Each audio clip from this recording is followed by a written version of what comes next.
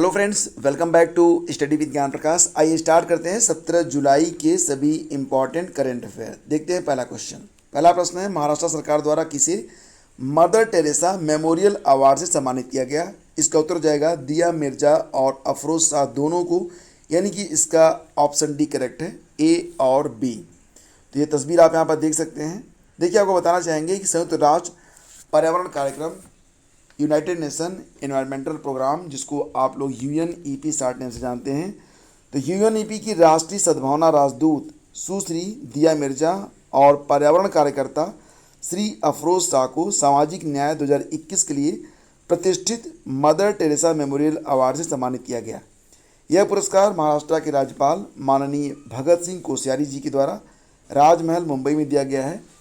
दोनों को पर्यावरणीय स्थिरता में उनकी सराहनीय और उल्लेखनीय उपलब्धियों के लिए सम्मानित किया गया है। ये तस्वीर आप यहाँ पर देख सकते हैं। ये दिया मिर्जा जी हैं और ये हैं राज्यपाल भगत सिंह कोश्यारी और ये हैं अफरोज शाह। फिर चलिए आगे बढ़ते हैं। नेक्स्ट क्वेश्चन, अगला क्वेश्चन है, हाल ही में किस शहर को SCO की पहली सांस्कृतिक और पर्यटन राजधानी घोषित किया गया है? तो देखो फ्रेंड्स, SCO की पहली सांस्कृतिक और पर्यटन राजधानी घोषित किया गया है किसको?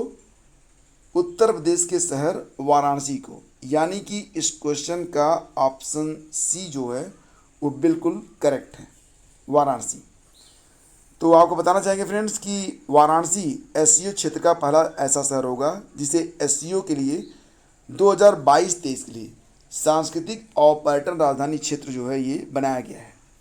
SCO के बारे में आप जानते ही हैं, मतलब इसका होता है संघाई कोऑपरेशन ऑर्गेनाइजेशन, और इसकी स्थापना हुई थी 15 जून 2001 में। हेडक्वार्टर इसका कहाँ पर है? बीजिंग, चाइना में है। फिर देखिए अगला क्वेश्चन क्या है, जुलाई 2022 में प्रधानमंत्री नरेंद्र मोदी ने किस राज्य में बुंदेलखंड एक्सप्रेसवे का उद्घाटन किया है? बुंदेलखंड एक्सप्रेसवे का उद्घाटन किया गया है उत्तर प्रदेश में। ऑप्शन बी यहाँ पर बिल्कुल करेक्ट है। तो ये है बुंदेलखंड एक्सप्रेसवे, जो कि काफ़ी ग्रैंड है, बहुत ही शानदार है। इसका जो उद्घाटन हुआ है वो उत्तर प्रदेश में जालौन जो एक ज़िला है, उरई तहसील के कैथेरी गांव से इसका उद्घाटन प्रधानमंत्री नरेंद्र मोदी जी के द्वारा किया गया है। और इसका जो शिलान्यास था 2020 में रखा गया था। 2023 में इस प्रोजेक्ट को पूरा होना था, लेकिन इसे 8 महीने पहले ही पूरा करके इसका लोकार्पण भी कर लिया गया। इसकी लंबाई याद रखना, एग्जाम के लिए इम्पॉर्टेंट है। बुंदेलखंड एक्सप्रेसवे की लंबाई है 296 किलोमीटर, 300 में 4 किलोमीटर कम। और इसको बनाने में कुल खर्च हुआ है 14,850। ज़मीन खरीदने में खर्च हुआ था 2200 करोड़ रुपए।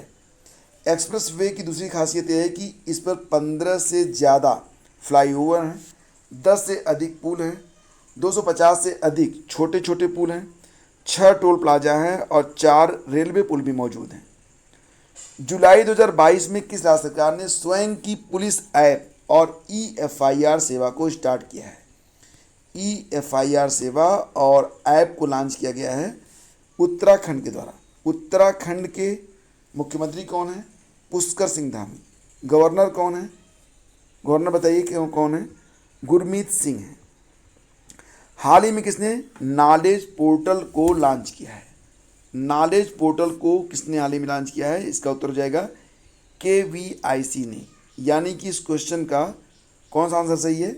ऑप्शन बी बिल्कुल करेक्ट है।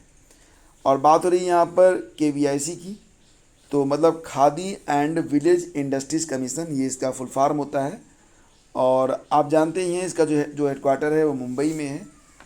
एजेंसी एग्जीक्यूटिव हैं विनय कुमार सक्सेना, जो कि चेयरपर्सन है। और पेरेंट एजेंसी कौन है? Ministry of micro small and medium enterprises. यह एक स्टैट्यूटरी कॉर्पोरेशन है, तो ये आपको याद रखना है। फिलहाल नॉलेज पोर्टल के बारे में आपको बताते हैं। तो ये जो नॉलेज पोर्टल है इसका उद्घाटन किया गया 14 जुलाई 2022 को। CEO KVIC की वर्तमान में हैं प्रीता वर्मा और इसको डिजाइन किया गया है KVIC नई दिल्ली के द्वारा। हाल ही में किसने दुनिया का सबसे तेज graphics dynamics random access memory chip DRAM को लॉन्च किया है? DRAM, D is stand for dynamics, R for random access memory, DRAM। इसको लॉन्च किया गया है दक्षिण कोरिया की कंपनी सैमसंग के द्वारा। तो ऑप्शन बी इसका करेक्ट है। और इसकी जो क्षमता है वो क्या है, 1.1 टेराबाइट प्रति सेकेंड। 1.1 टेराबाइट प्रति सेकेंड की दर से यह ग्राफिक्स को ट्रांसफ़र कर सकता है, प्रोसेस कर सकता है। सैमसंग की स्थापना हुई थी 1938 में, ये भी आपको पता ही होगा। जुलाई 2022 में किसने कोलकाता में चौथा P-17A स्टील्थ फ्रिगेट दूनागिरी को लॉन्च किया है? P-17A स्टील्थ फ्रिगेट दूनागिरी को लॉन्च किया गया है रक्षा मंत्री राजनाथ सिंह जी के द्वारा। ऑप्शन बी करेक्ट है। तो उत्तराखंड में एक पर्वत सीरीज के नाम पर रखा गया दूनागिरी P-17A फ्रिगेट्स का चौथा जहाज है। दूनागिरी का जो नाम है ये वास्तव में द्रोणागिरी पर्वत है। आपको याद होगा द्रोणागिरी पर्वत के बारे में, जब रामायण में एक प्रसंग है कि लक्ष्मण को मेघनाद ने जब शक्ति मार दी थी, तो उस समय लंका के ही सुषेण वैद्य के द्वारा कहा गया कि द्रोणागिरी पर्वत पर ही संजीवनी बूटी मिलेगी और उसको रात भर के अंदर यानी कि सूर्योदय से पहले अगर यहाँ पर ले आया जाए तो लक्ष्मण जी के प्राण बच सकते हैं। और ये असंभव काम पूरा किया था हनुमान जी ने। तो द्रोणागिरी पर्वत उसी के नाम पर इस सीरीज़ का नाम रखा गया है। तो देखो फ्रेंड्स, आपको बताना चाहेंगे कि ये इस सीरीज़ का चौथा, मतलब कि आपको बता दें कि P-17A प्रोजेक्ट के पहले दो जहाज़ जो थे उनके नाम MDL मझगांव डाक शिप बिल्डर्स लिमिटेड और GRSE garden rich ship builders और इंजीनियर्स लिमिटेड ने 2019 और 2020 में लॉन्च किए थे। तीसरा जहाज़ जिसका नाम था उदयगिरी, इसी साल की शुरुआत में 17 मई को MDL ने लॉन्च किया था। MDL मतलब मझगांव डाक शिप बिल्डर्स लिमिटेड ने इसे लॉन्च किया था और अब इसका चौथा जहाज़ भी लॉन्च कर दिया गया है। P-17A जहाज़ों को भारतीय नौसेना के नौसेना डिज़ाइन निदेशालय DND द्वारा इन हाउस डिजाइन किया गया है। जुलाई 2022 में विश्व एथलेटिक्स चैंपियनशिप के 18वें संस्करण की मेजबानी कौन सा देश करेगा? तो वर्तमान में विश्व एथलेटिक्स चैंपियनशिप चल रहा है जो कि 18वां संस्करण है और इसकी मेजबानी कर रहा है US। क्वेश्चन का ऑप्शन ए करेक्ट है, US। 15 जुलाई से इसका आयोजन हो रहा है। 2022 में इसका 18वां संस्करण है। अच्छा, आपको याद होगा कि वर्ल्ड एथलेटिक्स डे मनाया जाता है प्रतिवर्ष। कब मनाया जाता है? 7 मई को। और विश्व एथलेटिक्स दिवस की शुरुआत कब से हुई थी? 1996 से। टाइम आउट 2022 इंडेक्स के अनुसार कौन सा शहर दुनिया का बेस्ट सिटी है? कौन सी सिटी दुनिया की बेस्ट सिटी है? तो एडिनबर्ग। ऑप्शन सी यहाँ पर करेक्ट है। तो बिल्कुल याद रखना इसको कि टाइम आउट 2022 इंडेक्स के अनुसार दुनिया का जो बेस्ट शहर है वो है एडिनबर्ग। एडिनबर्ग जो कि स्कॉटलैंड का शहर है।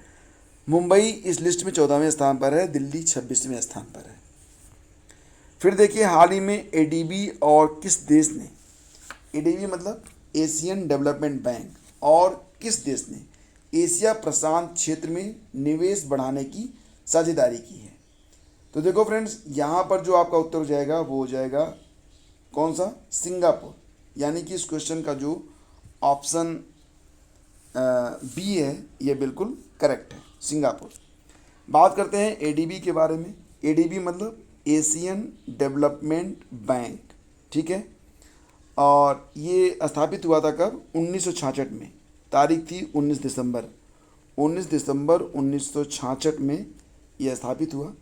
तो ये भी आपको पता होना चाहिए। कुछ और भी महत्वपूर्ण जो फैक्ट है मैं आपको बता देता हूँ यहाँ पर, जैसे कि इस बैंक के बारे में आपको बताना चाहेंगे। ADB का जो मुख्यालय है ये फिलीपींस में मिलेगा आपको, हेडक्वार्टर।